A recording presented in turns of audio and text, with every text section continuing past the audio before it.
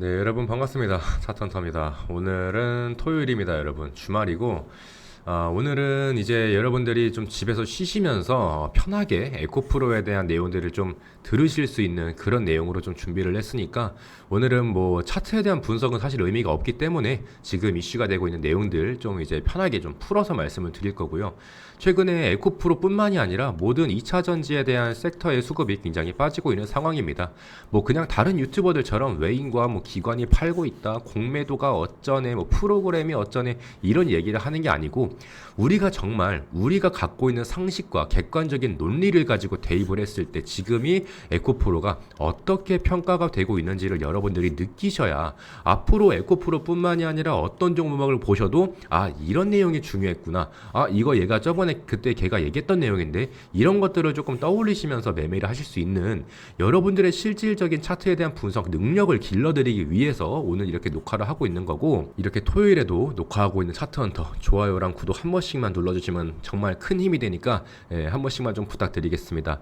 일단 오늘 에코프로에 대한 이야기를 조금 해볼 건데 한때는 대한민국 증시에서 가장 뜨거웠고 지금은 가장 의견이 극단적으로 갈리고 있는 상황입니다. 어떤 분들은 또 이렇게 말씀하실 거예요. 에코프로는 끝난 종목 아니냐, 이거는 이제 한 사이클이 끝났기 때문에 다른 종목으로 갈아타야 되는 시즌이다, 뭐 이렇게 말씀하시는 분들 계십니다. 그래서 오늘은 뭐 제가 희망적인 얘기를 하려는 것도 아니고 그런다고 여러분들한테 무조건 매도해야 된다, 무조건 이거는 이탈한 자리가 나왔기 때문에 뭐 이런 식으로 공포 심리를 자극하려는 것도 아닙니다. 그냥 편하게 들으시면 되겠습니다. 먼저 에코프로 양극재 침체가 좀 심각하다라는 내용입니다. 지금 시점에 보도된 내용은 아니지만 좀 비슷해서 그냥 띄워놓고 얘기할게요. 이 에코프로의 추락은 회사에 대한 내부의 문제가 아니었습니다. 여러분, 전기차 시장의 속도가 느려진 순간부터 시작이 됐다라고 말씀드릴 수 있겠고요.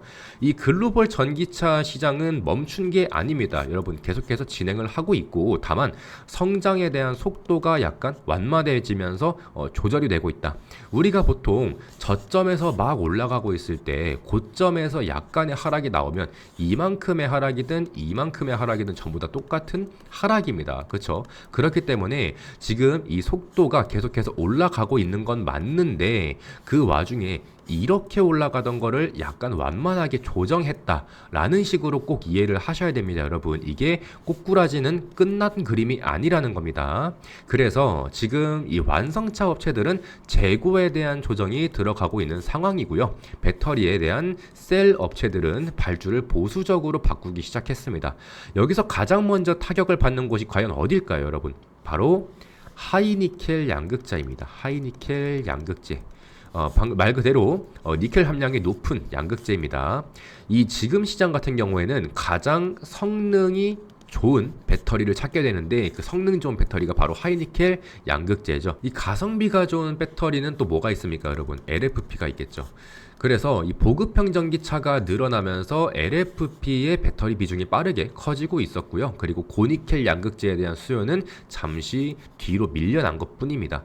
그리고 이 하이니켈 양극재에 가장 크게 베팅된 회사가 바로 에코프로다. 그래서 지금 주가에 대한 영향이 크게 하방 압력을 피하지 못하고 있다, 이렇게 이해를 하시면 될 것 같고요. 그리고 다른 또 하나의 이유는 리튬에 대한 가격입니다. 이 리튬에 대한 가격이 2년 전, 3년 전에 엄청나게 급등을 하고 이 당시에 이제 중국이 좀 꽉 잡고 있었다 보니까 공급망이 굉장히 불안했어요. 얘네들이 그냥 말 한마디 하게 되면은 공급이 정말 이제 끊길 수도 있는, 그렇다 보면은 가격이 또 천정부지로 올라가게 되고 이런 불안한 시장이 있었기 때문에 이 리튬 가격의 지금 변동성이 굉장히 크다라는 겁니다, 여러분. 리튬 가격이 이 원가 부담이 굉장히 크고 리튬 가격이 또 급락하고 이번에는 또 고가 재고에 대한 평가손이 발생했습니다. 이 과정에서 중요한 점이 뭐냐면 에코프로 같은 경우에는 매출이 줄어서 무너진 게 아니라 영업 이익이 급격하게 흔들리는 구조라는 겁니다. 이 회사는 고정비가 굉장히 커요. 그리고 원재료에 대한 변동성이 굉장히 크고 판매 가격의 협상력이 항상 강한 구조가 아닙니다. 그래서 업황이 좋을 때는 영업이익이 폭발적으로 늘어나지만 업황이 꺾이게 되면 이익이 생각보다 빠르게 줄어들 수 있다는 거고, 이게 바로 에코프로가 고위험 그리고 고탄력 종목으로 분류가 되는 이유 중에 하나라고 말씀드릴 수 있겠습니다. 그런데 요즘 시장에서 또 계속해서 나오는 얘기가 있죠. ESS, LFP. 지금 ESS가 대세다, LFP가 대세다라는 말이 지금 시장에서 굉장히 많이 나오고 있는데 사실 틀린 말은 아닙니다. 말 자체는 맞아요. 여기서 근데 중요한 질문을 하나 던질 줄 알아야 됩니다. 그럼 에코프로는 지금 이 시장의 중심에 서 있느냐?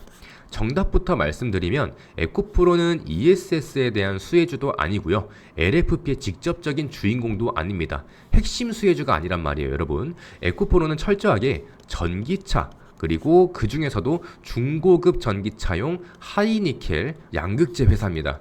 그렇다 보니 지금 시장의 주인공이 ESS와 LFP일 때 에코프로는 자연스럽게 조용해질 수밖에 없는 거예요. 이건 실력에 대한 문제가 아니고 기술에 대한 문제가 아니죠. 지금 무대의 조명이 약간 다른 쪽을 하이라이트로 비추고 있다, 이렇게 보시면 될 것 같고요. 그렇다면 정말로 에코프로는 끝난 종목이냐? 여기서 마지막으로 집중을 하셔야 됩니다.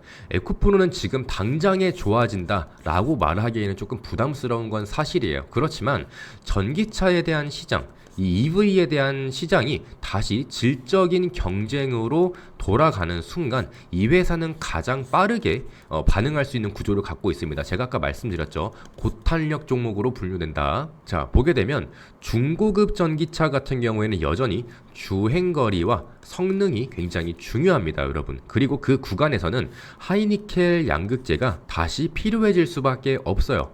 배터리셀 업체들의 재고가 소진되고 가동률이 조금씩 올라가기 시작하게 되면 하이니켈에 대한 발주는 생각보다 빠르게 재개될 수밖에 없습니다. 그렇게 되면 에코프로비엠의 실적은 숫자가 좋아지기 전에 바닥을 통과했다라는 신호만 나오더라도 주가가 먼저 반응할 가능성이 크고, 이 회사는 늘 그래 왔습니다, 여러분. 그래서 우리가 에코프로를 보실 때 지금 당장 봐야 될 거는 주가가 아니에요, 여러분. 다음 시그널을 봐야 됩니다. 시그널.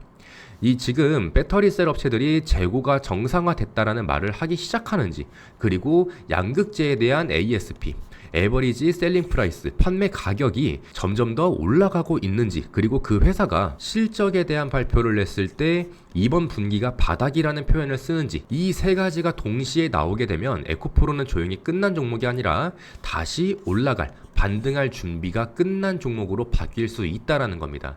그래서 오늘 이렇게 에코프로에 대해서 조금 말씀을 드렸는데, 여기 보이시는 이 소통방에 계속해서 브리핑을 드리고 있습니다. 그래서 소통방 전부 다 무료로 열어놨으니까 들어오시는 방법 어렵지 않고요. 오른쪽 링크 누르신 다음에 전송 버튼만 딸깍 누르면은 바로 입장 가능하십니다. 그래서 링크 누르고 전송 눌러서 소통방 들어오신 다음에 내가 2차 전지를 단 한 주라도 보유를 하고 있다 라고 하시는 분들은 편하게 소통방 들어오셔서 여기에서 매매에 대한 타점도 말씀을 드릴 거고, 뭐 포드에 대한 계약 해지, 뭐 2035 EU 규제 완화, 폐기, 이런 내용들이 나오게 되면 제가 가장 먼저 여러분들한테 우리가 봤을 때는 어떻게 해석을 해야 되는지 전부 다 말씀을 드릴 거니까 꼭 소통방 들어오셔서 전부 다 매매에 대한 타점과 각종 이슈들 전부 다 받아가시면 되겠습니다. 자, 오늘 에코프로 영상 여기까지 정리하고 저는 다음에 다시 한번 인사드리도록 하겠습니다. 고생하셨습니다. 안녕.